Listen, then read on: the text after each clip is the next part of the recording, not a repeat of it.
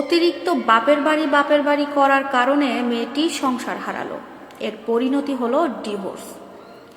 কিছু মেয়ের উদ্দেশ্যে আমি একটা কথা বলছি, সেটা হচ্ছে এমন কিছু মেয়ে আছে যারা বিয়ের পরের দিন থেকেই ভেবে নেয় বা মনে করে তাদের কাছে শ্বশুর বাড়ি থেকে বা স্বামীর বাড়ি থেকে বাবার বাড়িটাই বেস্ট ছিল। বিয়ের পর থেকে এটা মনে করতে শুরু করে।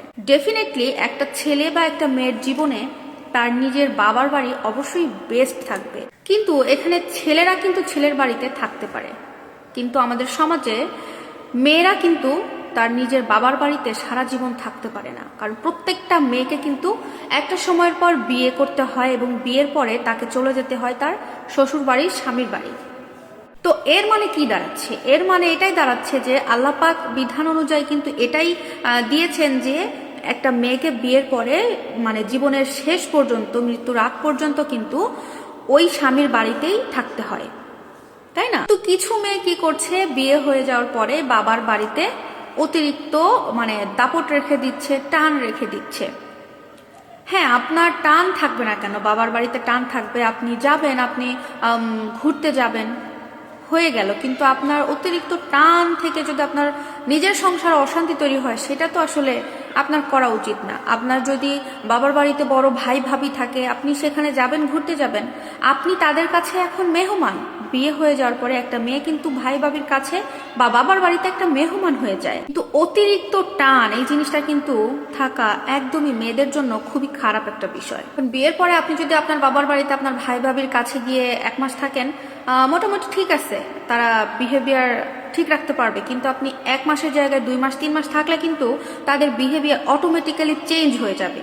ওই বাড়িতে যারা থাকবে আপনার সাথে কিন্তু কথা কাটাকাটি হবে বা আপনার সাথে তাদের কথা মিলবে না, মতামত মিলবে না, সেখানে কিন্তু তখন ঝামেলার সৃষ্টি হয়ে যাবে। কিন্তু কিছু মেয়ে কি করে থাকে, বিয়ের পরেও বাবার বাড়িতে প্রচুর টান রাখে, মানে বারবার সেই বাবার বাড়ির এরিয়াতে গিয়ে ঘুরঘুর করে, দাপট রাখতে চায় বিয়ের পরেও।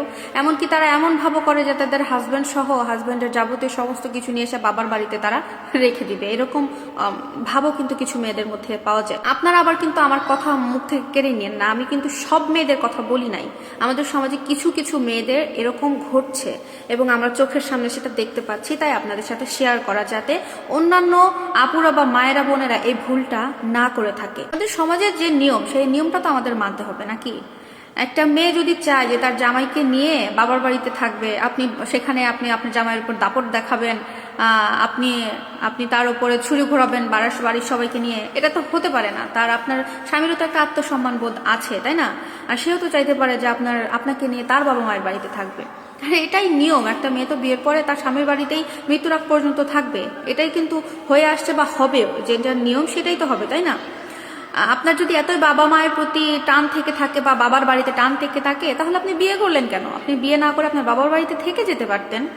তারপরে আপনার বাবা মা তো চিরদিন বাঁচবে না, মারা যাবে। মারা যাওয়ার পরে আপনার ভাই ভাবি থাকবেন তাদের সাথে, দেখবেন ভাই ভাবির ব্যবহার কতদিন আপনার কপালে সয়, ভালো লাগে। তখন বুঝতে পারবেন আসলে বিষয়টা কি। তখনই বুঝতে পারবেন বিয়ে করে বাবার বাড়ি না থেকে বিয়ে করে শ্বশুর বাড়িতে স্বামীর কাছে থাকাটাই সব থেকে ভালো। তো শেষ পর্যন্ত একটা কথা বলতে চাই আমার বোনদেরকে, আপনারা যারা বিয়ের পরেও বাবার বাড়ি করেন, তাদেরকে বলবো প্লিজ আপনারা এত বিয়ে পরে বাবার বাড়ি করিয়েন না। কোনো লাভ নাই, বিশ্বাস করেন, কোনো লাভ নেই। কারণ বিয়ের পরে একটা মেয়ে সত্যিকার অর্থে তার বাবার বাড়িতে একটা মেহমান ছাড়া কিছুই না। সো নিজেদেরকে বোঝান, নিজেরা একটু বোঝার চেষ্টা করেন। যেটা আপনার আশ্রয়স্থল, যেখানে আপনার মৃত্যুর আগ পর্যন্ত থাকতে হবে, সেখানকার জায়গাটা আপনি একটু সুন্দর করে গুছিয়ে নেন, ভালো থাকবেন, অবশ্যই ভালো থাকবেন। তো যাই হোক, অবশ্যই আমার ভিডিওটা কেউ খারাপভাবে নেবেন না, ভালোর জন্য কথাগুলো বলেছি। তো ভালো লাগলে অবশ্যই লাইক কমেন্ট শেয়ার করবেন। আর মোটিভেশনাল কথা এবং বাস্তব জীবনের গল্প শুনতে হলে আপু পেজের সাথে থাকবেন। আল্লাহ হাফেজ।